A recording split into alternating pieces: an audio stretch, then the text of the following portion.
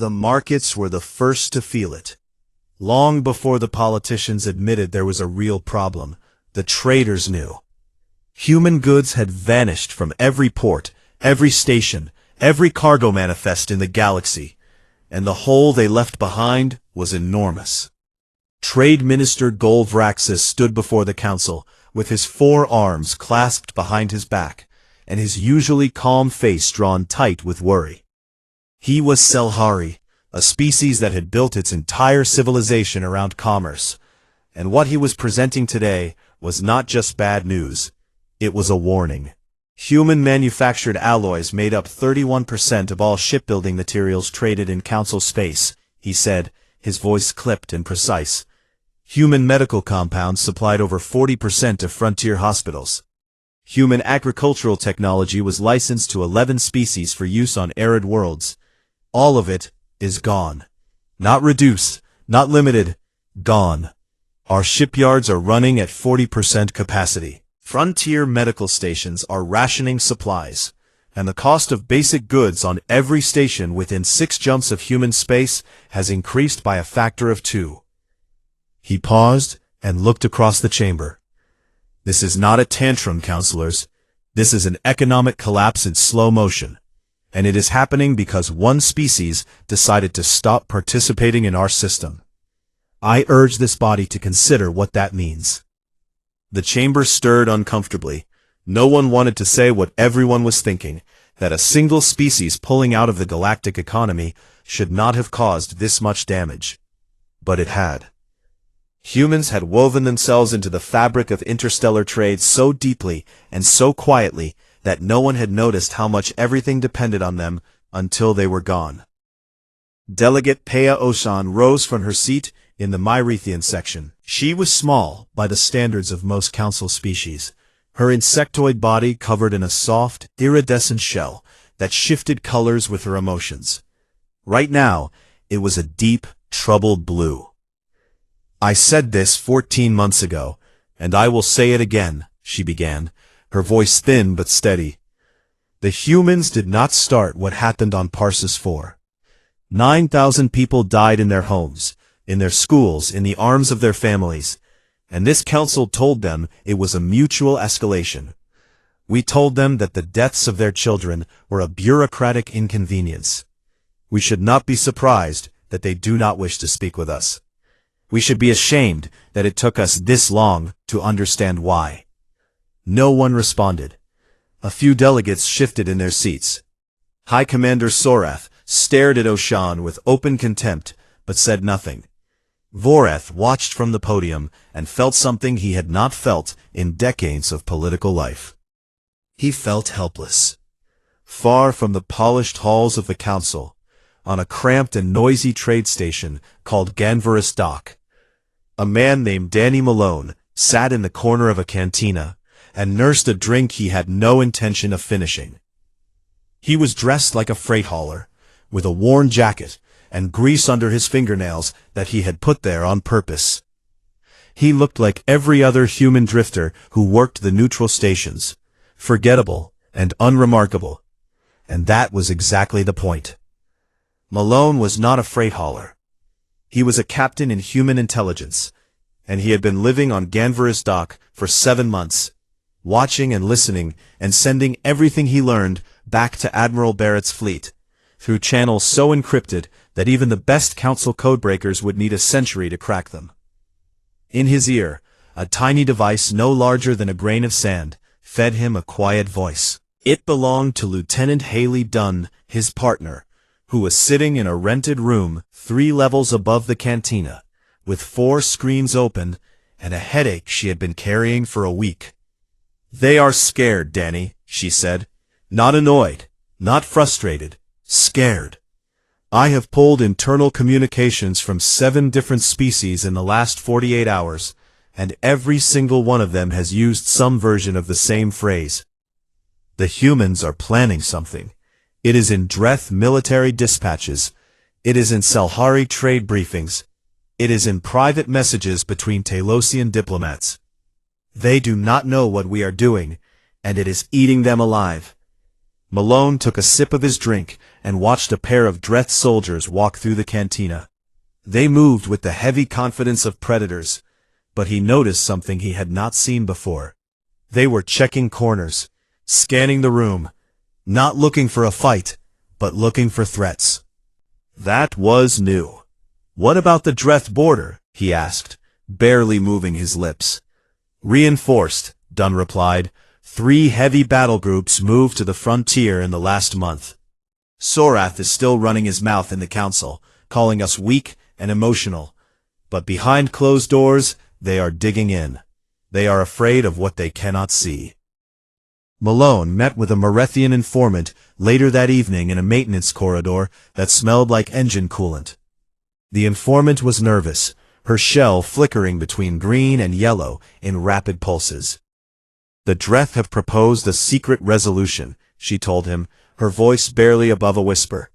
"They want the Council to declare humanity a rogue state. They want authorization for a preemptive military strike to, as they put it, restore order to the frontier." Malone felt his jaw tighten. Did it pass? No, not yet. Too many species are too afraid to vote for it. "They do not know what your people have built behind that wall of silence, and they are not willing to find out the hard way. But the fact that it was proposed at all should tell you how desperate things are becoming." Malone transmitted the intelligence to the Ironheart within the hour.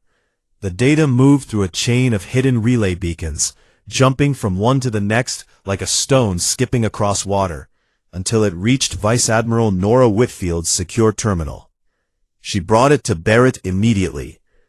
The Admiral read the report in the dim light of the Ironheart's command center, his face unreadable. Around him, his senior officers sat in tense silence, waiting. 3 battle groups on the border, Whitfield said, and a proposal for preemptive action. The timeline may need to change, sir. Barrett set the datapad down. "It will not," he said. "The Dreth will not attack first." "How can you be sure?" "Because Sorath is loud, but he is not stupid. He knows that a unilateral strike without council backing would isolate the hegemony. And the council will not give him backing because the rest of them are too afraid of what they do not know. That fear is doing our work for us. Every day we stay silent, they imagine something worse than what we are actually building. Their own minds are the weapon." He stood and walked to the viewport. The fleet was out there in the dark, running drills, testing systems, growing stronger. "How long until we are ready?" he asked. Whitfield checked her datapad. 4 months. Barrett nodded. "Then we wait 4 months." Back on Aethera Prime, in the quiet of his private quarters, Zyle Voreth sat alone. The lights were low. In front of him, a holographic image floated in the air, pulled from the Council's diplomatic archives. It showed Lena Caldwell on her last day in the chamber. The image was frozen at the moment she placed her sash on the table. Her hands were steady. Her face was calm. Her eyes were looking at nothing and everything at the same time. Voreth had replayed this image many times over the past 14 months. At first, he had looked for anger. He had searched her expression for the heat of rage, for the kind of fury that burns out quickly and leaves room for reconciliation. He had not found it. What he found instead was something far worse. Lena Caldwell had not been angry. She had been finished. She had looked at the Council, at the system she had given years of her life to serve, and she had decided calmly and completely that it was no longer worth her faith. Anger could be reasoned with. Anger faded.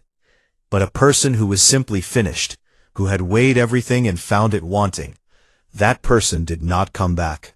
Not without a reason that mattered. Voreth turned off the image and sat in the dark. Somewhere out beyond the borders of Council space, the humans were building and waiting and saying nothing, and the silence was louder than any war. On Earth, it was raining. A slow, steady rain that turned the windows of the executive residence into sheets of gray, and President Grace Holloway sat in her office watching it come down. She had always liked rain, It reminded her of things being washed clean. Across from her, Secretary of Defense Kyle Trent sat with a stack of reports balanced on his knee, and a cup of coffee he had stopped drinking 20 minutes ago.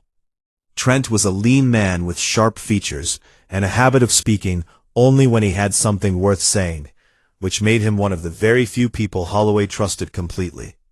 231, he said. What? Requests for communication from the Council. As of this morning, 231. Same format every time. Formal, polite, carefully worded to avoid sounding desperate. They are getting worse at hiding it, though. The last three included phrases like urgent mutual interest and critical to galactic stability. They are rattled. Holloway leaned back in her chair. Did any of them include the words, "We were wrong"? Trent shook his head. Then we have nothing to discuss with them, she said. Trent nodded and moved on to the next report.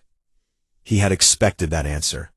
He had been expecting it for 14 months, because he had been there when Holloway made the decision, and he understood why she had made it, in a way that most people never would. Before she was president, before she was a senator, Grace Holloway had been a combat medic. She had served on 3 different frontier posts and had pulled wounded soldiers out of wreckage with her own hands more times than she could count. She knew what it looked like when someone bled out. She knew the sound a person made when they realized help was not coming. And she carried that knowledge in a place inside her chest that never went quiet. When the Parsees 4 massacre happened, Holloway was a first-term senator with a small office and a reputation for being stubborn. She flew to the colony's remains on a civilian transport because the military said it was too dangerous. She walked through the wreckage in a pressure suit with a cracked faceplate because it was the only one available. And she saw what the Dreth had done. She saw the collapsed domes. She saw the scorch marks on the walls of the school, the one that had been painted blue, because the woman who ran it believed children should have something to look at that reminded them of open sky. She saw the places where families had huddled together in their final moments, holding each other so tightly that the rescue teams had to separate them. She spoke to the survivors, the few hundred who had made it to the emergency shelters in time. And she listened to them describe what it sounded like when the bombardment started, the way the ground shook, the way the air tasted like burning metal, the way the children screamed. Holloway did not cry. She went silent for 3 days. Those who traveled with her said she barely ate, barely slept, and spent most of her time sitting in the ruined colony, staring at the horizon. When she finally spoke again, it was to announce her candidacy for president on a single promise. Humanity would never again place its safety and its dignity in the hands of a system that did not value either. She won in a landslide, and the first thing she did in office was approve the plan that Kyle Trent had been designing in secret for years, the plan that the military called the Quiet Build. Now, 18 months into her presidency, the Quiet Build was nearly complete, and the woman who had walked through the ashes of Parsees 4 sat in her office and waited with the kind of patience that only comes from knowing exactly what you are fighting for. A knock on the door brought Dr. Megan Sawyer into the room. Sawyer was a xenopsychologist, one of the best in human space, a woman who had spent her entire career studying how alien minds worked. She was small, with dark hair that she kept tied back in a way that suggested she had more important things to think about than how she looked, and she carried a datapad that contained the most classified document in the Confederacy. "Madam President," she said, sitting down, "I have the updated psychological profile." Holloway gestured for her to continue. Sawyer pulled up the document and began. "I have modeled the psychological response patterns of every major council species to prolonged silence from a partner civilization. The results confirm what we expected, but the degree of impact is even greater than our initial projections." She started with the Tailosians, Voreth's people. The Tailosians are consensus builders. Their entire social structure is based on communication, negotiation, and the assumption that every conflict can be talked through. When a partner species goes silent, it does not just frustrate them. It breaks something fundamental in the way they understand the universe. Voreth is not sleeping well. I can almost guarantee it. She moved to the Dreth. The Dreth are hierarchical and pride-driven. They interpret silence as one of two things: submission or contempt. For the first several months, Sorath and his faction chose to believe it was submission. But as time passes, and we continue to grow stronger rather than weaker, they are being forced to consider the second option. And contempt from a species they consider inferior is something the Dreth psyche is not equipped to handle. They will oscillate between aggression and panic, and that oscillation will paralyze their decision-making. Finally, the Merethians. The Merethians are empaths. They feel guilt the way humans feel physical pain. They know the Council made a mistake on Parsis IV. Many of them knew it at the time. The silence is amplifying that guilt to a point where it is becoming a dominant factor in their political behavior. Delegate Pea Oshan's public statements are not outliers. She is saying what most Merethians are feeling. Sawyer set down the datapad and looked at Holloway. My conclusion is the same as it was 6 months ago, but stronger. The longer we maintain silence, the more the Council fractures along its own internal lines. The Talosians lose confidence in their ability to lead. The Dreth lose confidence in their ability to intimidate. The Merethians lose confidence in their own moral standing. And the smaller species, the ones who joined the Council because they believed it would protect them, lose confidence in the institution itself. We do not need to fire a single shot. Their own fears are doing the work. Holloway listened to all of it without interrupting. When Sawyer finished, she nodded once. Thank you, Doctor. Continue monitoring. I want updated reports every 2 weeks. Sawyer left. Trent remained. There is one more thing, he said. He pulled up a file on his own datapad and handed it to her. Our intelligence network intercepted this 3 weeks ago. It was an unauthorized transmission from inside the Council, sent toward our space. From Delegate Pea Oshan. Holloway took the datapad and pressed play. Oshan's voice filled the room, thin and trembling but clear. I know you may never hear this, or you may hear it and not care.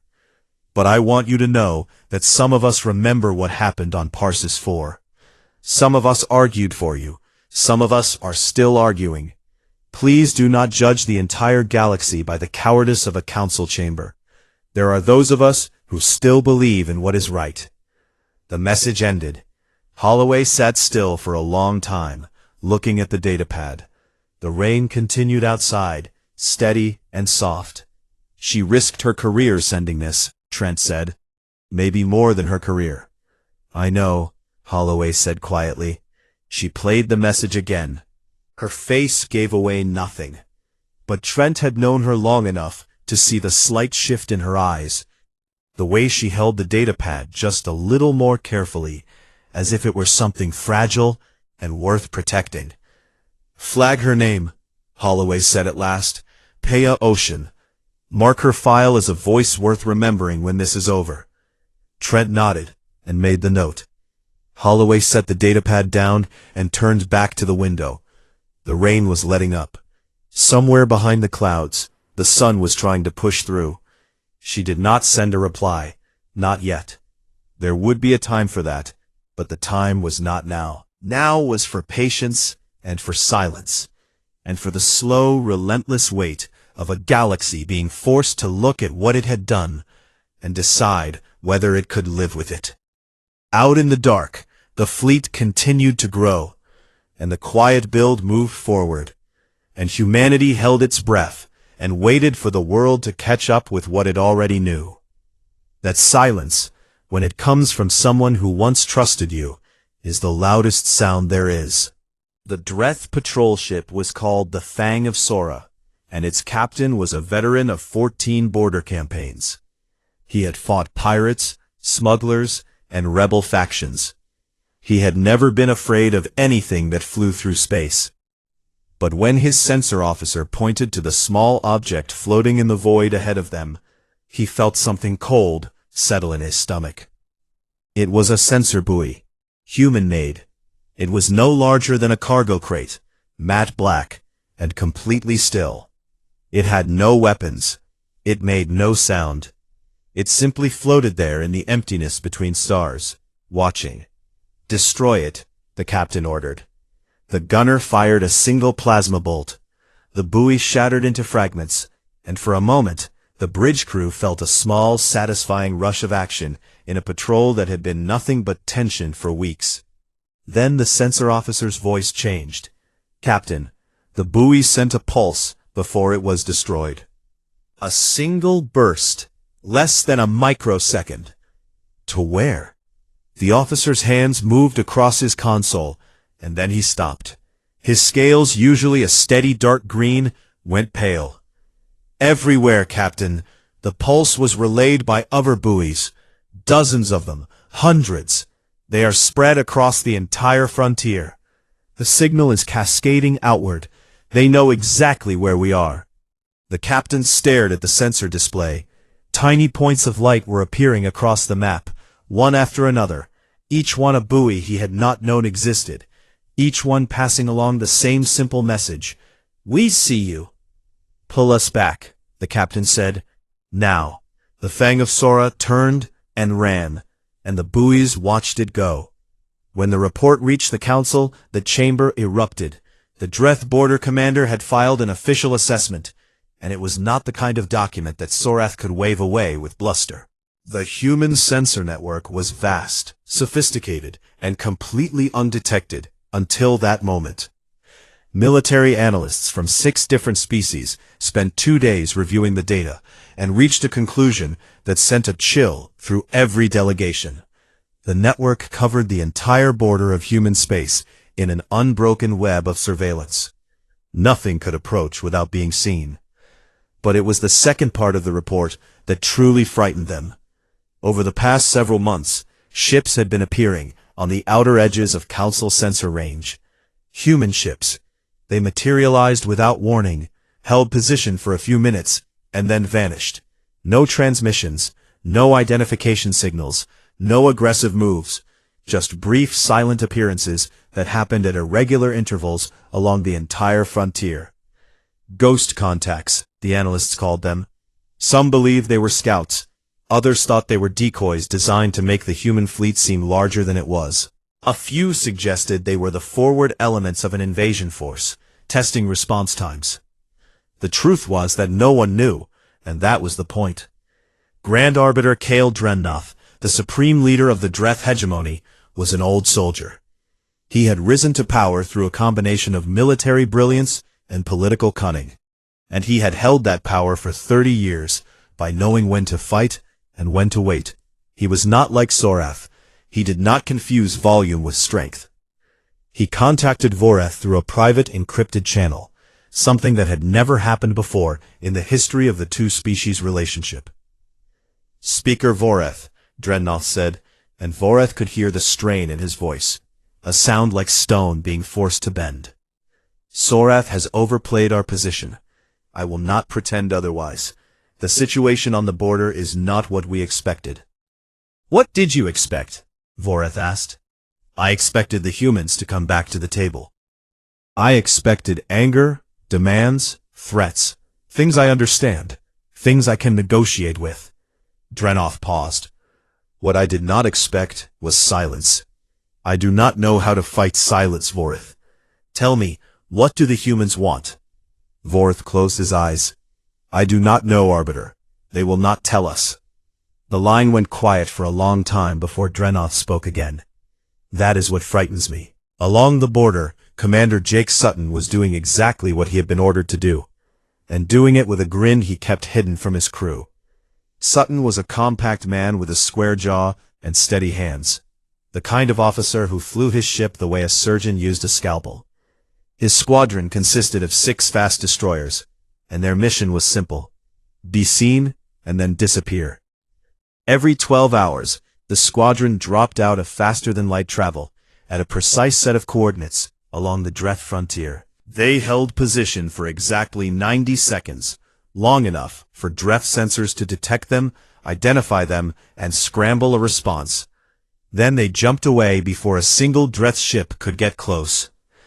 Each appearance was a little closer to Dreth territory than the last. Not by much. A few 100,000 kilometers. Barely enough to notice on a star chart. But enough for the Dreth to notice the pattern. Enough for them to realize that the line was moving. Lieutenant Amy Voss sat at the tactical station and tracked the Dreth response to each jump with the calm attention of a scientist observing laboratory animals. Their patrol formations are consolidating, she told Sutton after the latest exercise. They are pulling back from the outer detection range and clustering closer to their main bases. Response times have increased by 30%. They are not coming to investigate anymore. They are hunkering down. Sutton nodded. Good. That is exactly what we want. A scared enemy sitting still is an enemy that is not shooting. On Earth, President Holloway sat in a secure briefing room deep beneath the executive residence. Kyle Trent was beside her, along with 2 intelligence officers who had brought a file that had been flagged for the president's personal attention.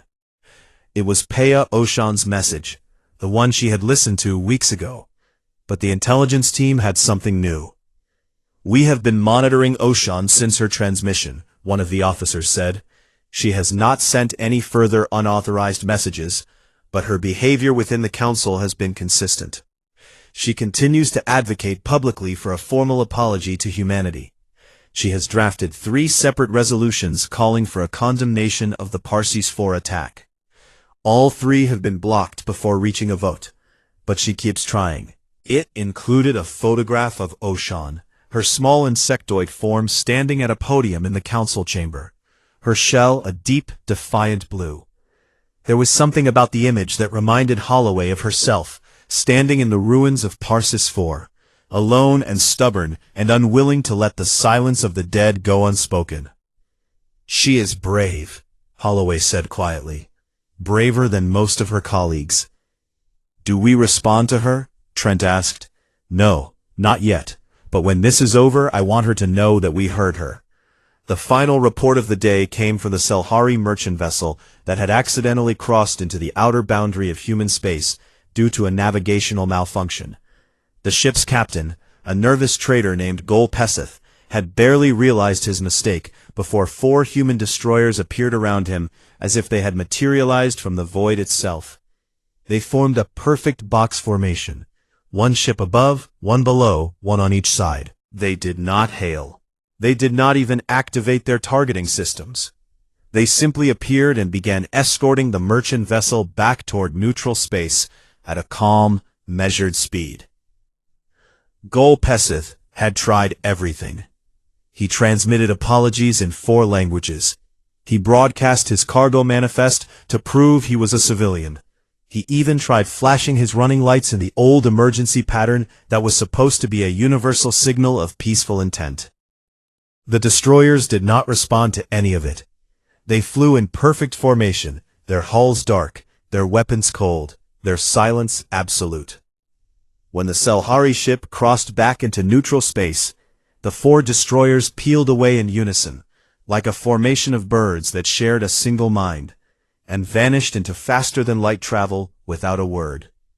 Gol Pesith sat alone on his bridge for a long time afterward, staring at the empty space where the human ships had been. Then he filed his report to the council. It was the shortest official document the Selhari Trade Commission had ever received, and when Voreth read it aloud in the chamber, the room fell into a silence that felt like it would never end. The report said, "They knew we were coming before we did. They let us go. I do not know why, and that is what scares me most." Voreth set the datapad down and looked out across the rows of delegates.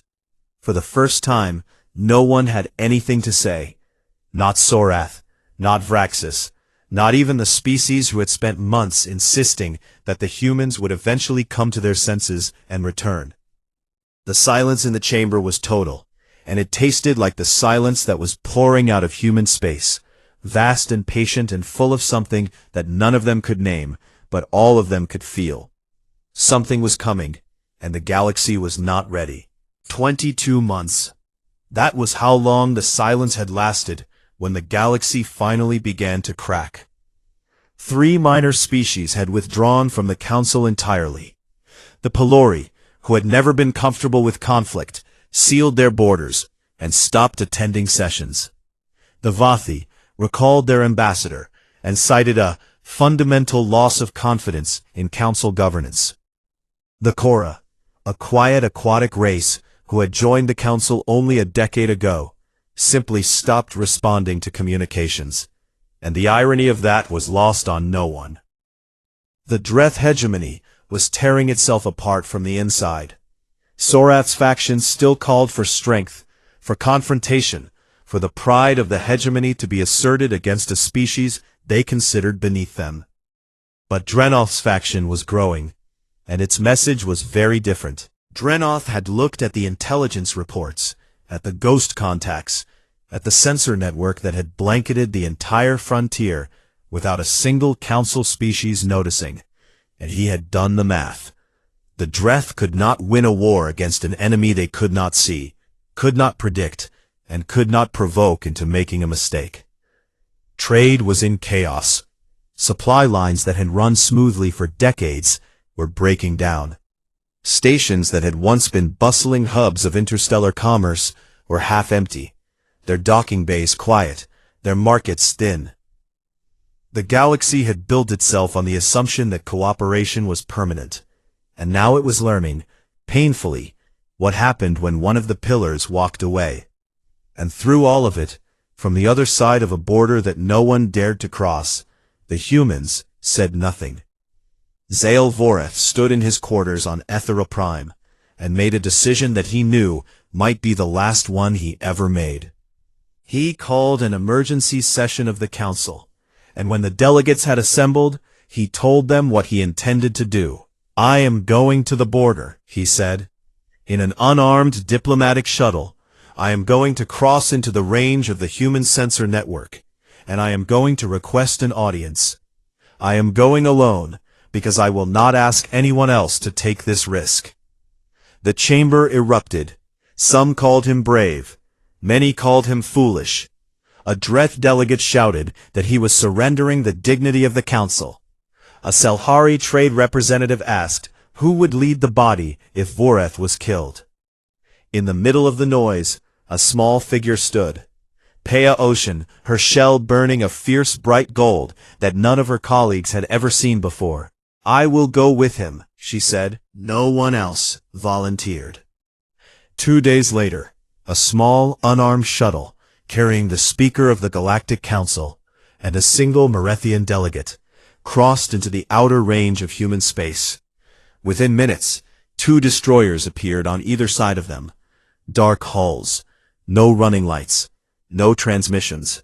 Voreth sat in the pilot's seat and gripped the controls so tightly that his silver knuckles went pale. Beside him, Ocean sat with her hands folded in her lap, her shell cycling through shades of blue and violet so rapidly that it looked like a living aurora. Hours passed, 11 of them. The destroyers flew alongside the shuttle in perfect formation, matching every course adjustment, every speed change, every tiny drift, with a precision that spoke of technology and discipline beyond anything the Council had imagined. They said nothing. They simply flew. Then, at the 11th hour, a transmission arrived. No words, just coordinates and a docking clearance code. The shuttle followed the coordinates deep into human territory, to a place that no Council map had ever charted. What they found there made Voreth's breath catch in his throat. A station, massive and new, built in the darkness between stars where no one would think to look. It was not beautiful. It was not meant to impress. It was steel and function and purpose, and it hung in the void like a closed fist. They docked. They were met by armed escorts who said nothing, and led them through corridors that were clean and bare, and lit with a cold white light that made everything feel deliberate. They were brought to a conference room, Gray walls. A long table. No decorations. No banners. No diplomatic niceties. On one side of the table sat 3 people. Admiral Cody Barrett, his face as still as carved stone. Vice Admiral Nora Whitfield, her posture straight, her eyes sharp and unwavering. Secretary of Defense Kyle Trent, who watched the 2 aliens enter, with an expression that gave away nothing at all. On the other side of the table were 3 empty chairs. Voreth and Oshan took 2 of them. The third remained empty. Voreth looked at it and understood immediately. That chair was where Ambassador Lena Caldwell had once sat. It was empty on purpose. Speaker Voreth, Trent said. Delegate Oshan, you asked for an audience. You have one. Voreth gathered himself. He had prepared a speech. He had spent the entire 11-hour flight rehearsing it, choosing his words carefully, trying to find the exact combination of diplomacy and sincerity that might bridge 22 months of silence. He delivered it now, speaking of the Council's desire for renewed relations, of the shared benefits of cooperation, of the galaxy's need for stability. Barrett listened without moving. When Voreth finished, the Admiral reached into a folder on the table and slid a single datapad across the surface. Voreth looked down at it. The screen showed a list. Names. Thousands of them. Men, women, children. Their ages, their jobs, the schools the children attended. Small details, painfully specific. One entry noted that a girl named Lily Beckett, age 7, had a pet cat named Boots and had been drawing a picture of her family when the bombardment hit. Another noted that a man named Sam Padilla, age 41, had been a baker who made bread every morning for the colony's communal kitchen, and was known for leaving extra loaves outside the doors of families who were struggling. 9,214 names. Every human who had died on Parsees 4. His voice was low and even, and it carried the weight of a man who had chosen every word long before this moment arrived. We did not go silent because we were angry, Speaker. Anger is temporary. Anger can be talked through, negotiated, managed. What happened to us was not a matter of anger. The Council looked at 9,000 of our people, our families, our children, and it decided that their deaths were less important than the political comfort of the chamber. You reduced them to a line in a ruling. Mutual escalation. 2 words to cover 9,000 lives. He paused. The room was so quiet that Voreth could hear his own heartbeat. We spent 22 months asking ourselves a single question, Barrett continued. Why should we participate in a system that does not value our existence? And the answer we came to was simple. We should not. Not until that system proves it has changed. He pointed to the datapad. That list is not a demand. It is not a negotiation. It is a mirror. We want the Council to read every name. We want them to understand that these were not numbers. They were people. They had faces and families and lives that mattered.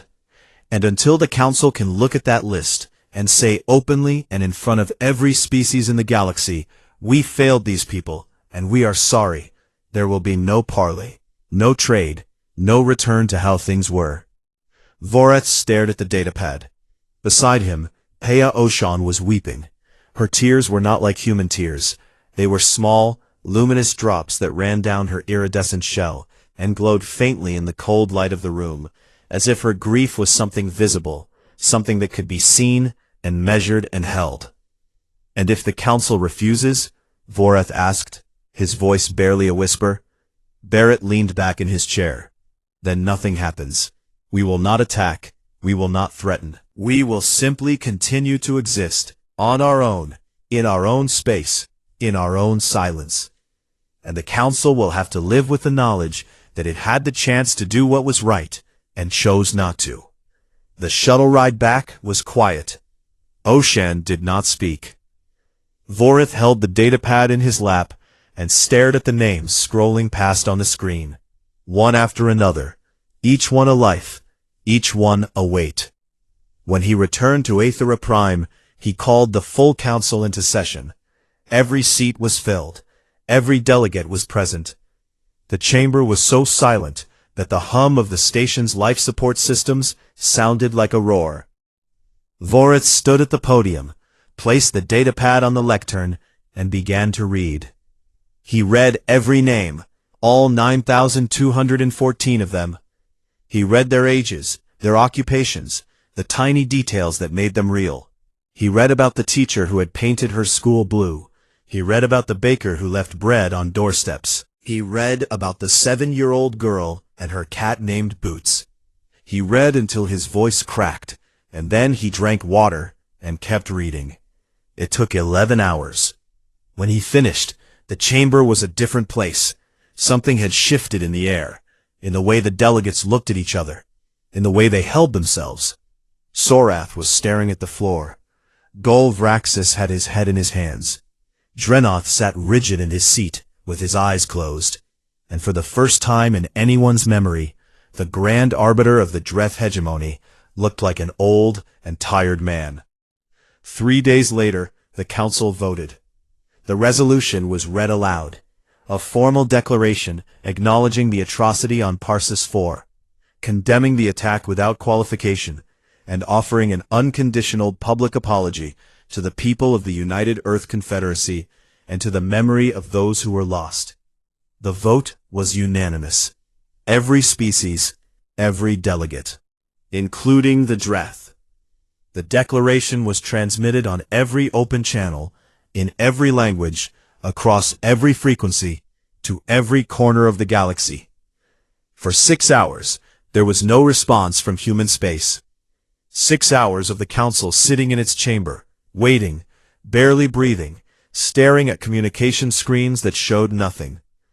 Then a single transmission arrived at Aethera Prime. It was short. It was from President Grace Holloway. Voreth read it aloud, and his voice broke on the last word. We hear you. Ambassador Caldwell will arrive in 14 days. Leave her chair empty until then.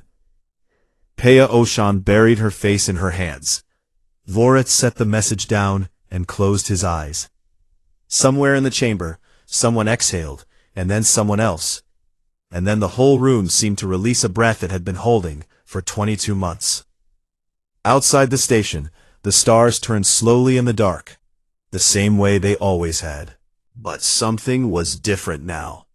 Something had been broken and was beginning, carefully and with great effort, to be mended.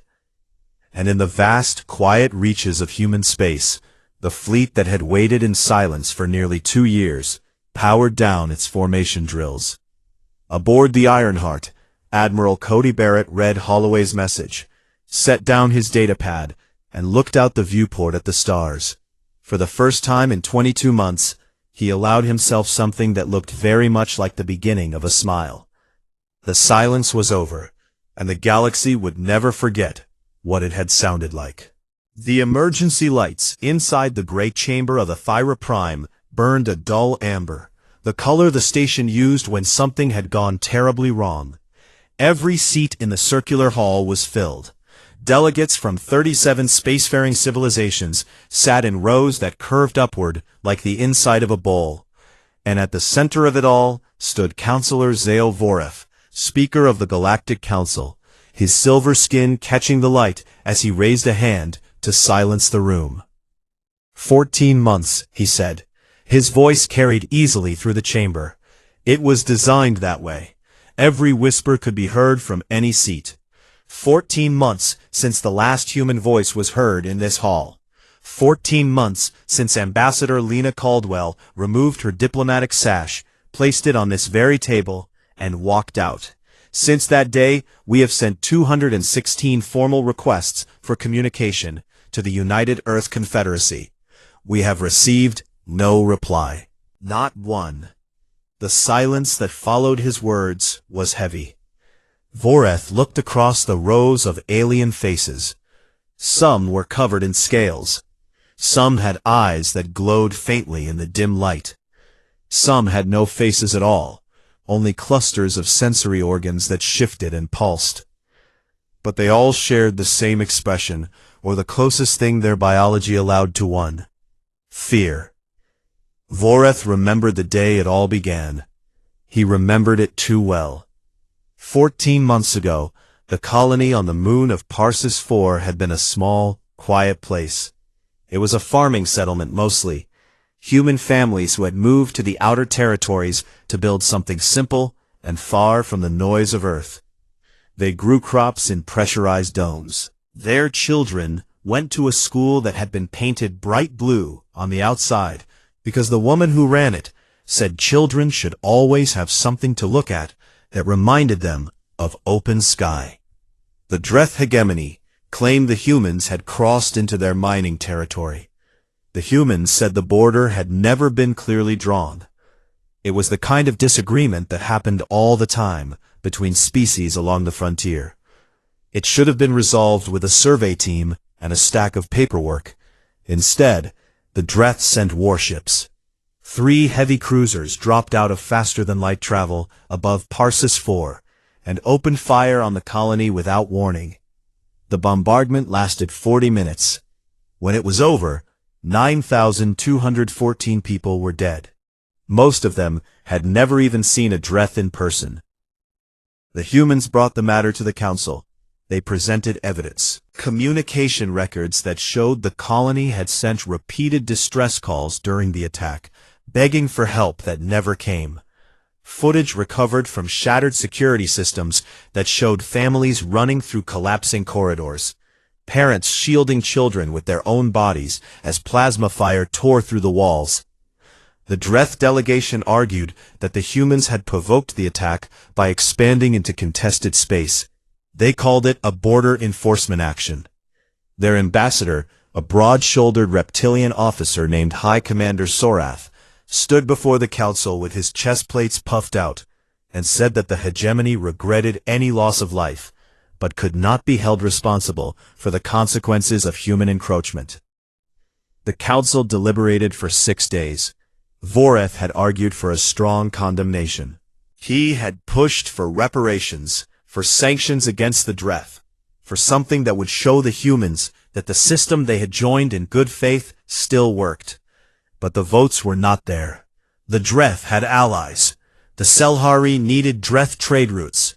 The Korvani owed the hegemony military favors from a conflict 2 decades earlier. One by one, the votes fell in a direction that made Voreth sick to his stomach.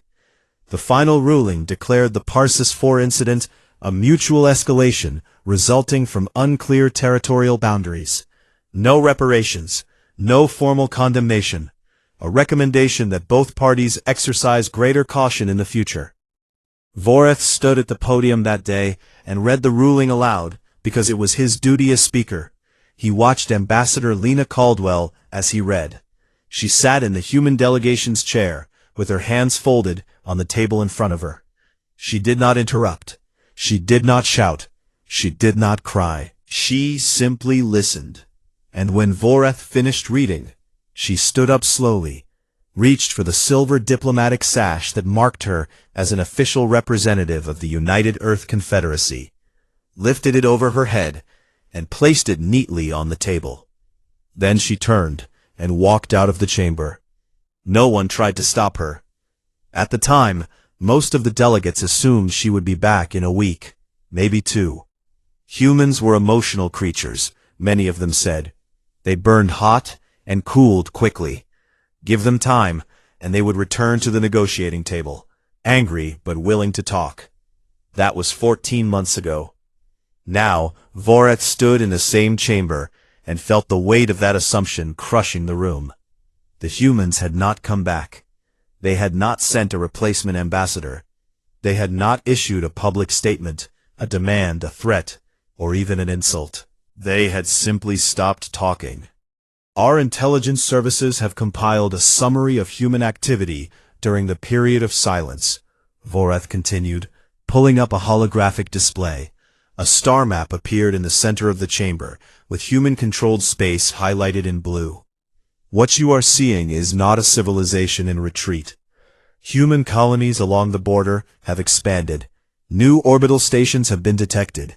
Ship construction has increased by a factor of 3. They are building, but they are not telling us what they are building, or why.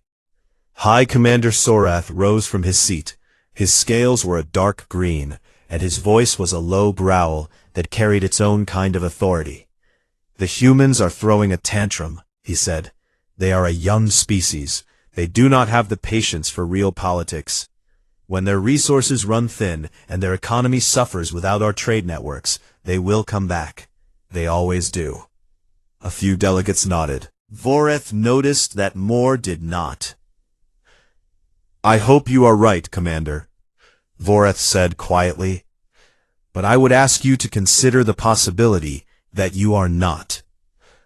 Sorath snorted and sat back down.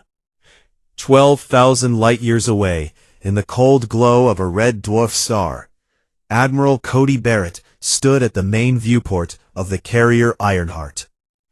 The ship was enormous, a vessel built for war in a way that left no room for misunderstanding.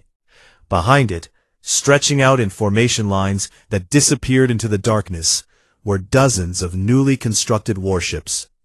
They moved together in perfect coordination, their hulls dark, their running lights dimmed, their transponder signals turned off. Vice Admiral Nora Whitfield walked up beside him. She was a tall woman with short-cropped hair and eyes that gave away nothing. She held a datapad in one hand. Another request from the Council, she said. Same format as the last one. They want to open a dialogue. Barrett took the datapad, glanced at the message, and handed it back. File it with the others, he said. Whitfield nodded and walked away. Barrett turned back to the viewport. The fleet stretched out before him, silent and vast, and growing larger every day. He watched the ships move through the dark and said nothing, because there was nothing left to say. Not yet. Out in the black, the engines hummed, and the stars watched, and humanity kept its silence like a blade held close to the chest, waiting.